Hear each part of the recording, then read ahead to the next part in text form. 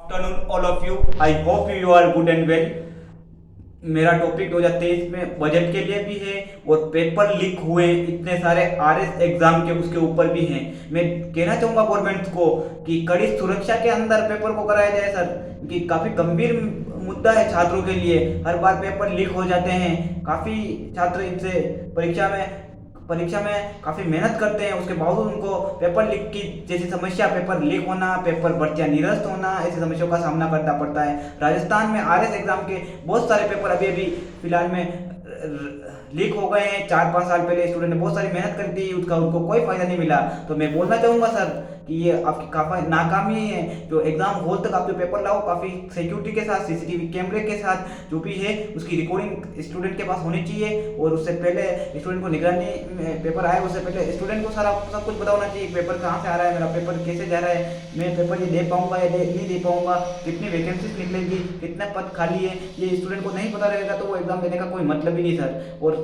Budget में मैं ये कहना चाहूँगा कि कॉमन जो मेन एग्जाम और प्री मेन एग्जाम होते हैं उनको करके एक किया जाए। मेन एग्जाम एक ही कराया जाए, उसमें ऑब्जेक्टिव टाइप के क्वेश्चन हो और डिस्क्रिप्शन क्वेश्चन भी आप चाहो तो उसमें रख सकते हो प्रोविजनल में। और एक आप जो एग्जाम की मोटी मोटी फीस वसूलते हो SC ST के लिए तो 0%, और 100-150 रुपये में मात्र उनका काम हो जाता है। और जनरल वर्ग से 1000 से 1200 रुपये, और EWS से भी आप कम से कम 500-700 रुपये वसूलते ही हो। तो मेरा मानना है कि कम से कम इस फीस को कम किया जाए, जिससे कम से कम 200-250 रुपये नॉर्मल फीस रहनी चाहिए सर स्टूडेंट के लिए। ये कोई फीस का क्राइटेरिया नहीं होता है कि इतनी फीस मोटी मोटी फीस वसूला जाए। तो कम से कम मेरा मानना है कि बजट में एक तो फीस कम किया जाए, 200-250 रुपये से कोई एग्जाम फॉर्म ऊपर नहीं जाना चाहिए।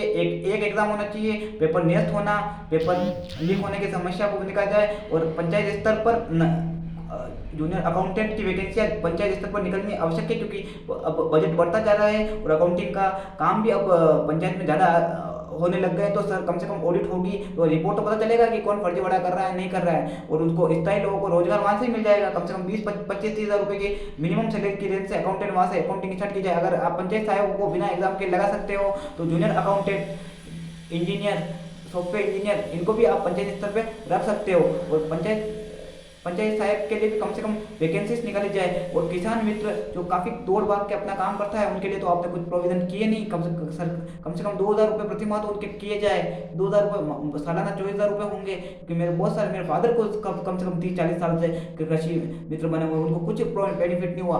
1000 rupees in per month not sufficient in budget. Completely budget इस प्रोविजन पे होता होना चाहिए। Thank you for listening to me. मेरा वीडियो आपको अच्छा लगे, छात्रों, युवा, जो आपके लिए जॉब्स की किस तरह के जॉब्स की डिमांड है आपकी, और कैसे एग्जाम होने चाहिए, फीस कितनी होनी चाहिए, मैं इसके लिए ऊपर आपको वीडियो बनाया। तो मेरा वीडियो आपको अच्छा लगे तो इसे लाइक करना और शेयर करना और सब्सक्राइब कर दीजिए प्लीज़। अगर आप सब्सक्राइब कर दोगे तो मेरा वीडियो आगे से आगे पहुंचेगा। और कोई भी कमेंट्स भी कर दीजिए, कोई कमी पेशी रह गई हो तो मैं इसमें सुधार करूं और वापस नए ढंग से अपना वीडियो को पेश करूं।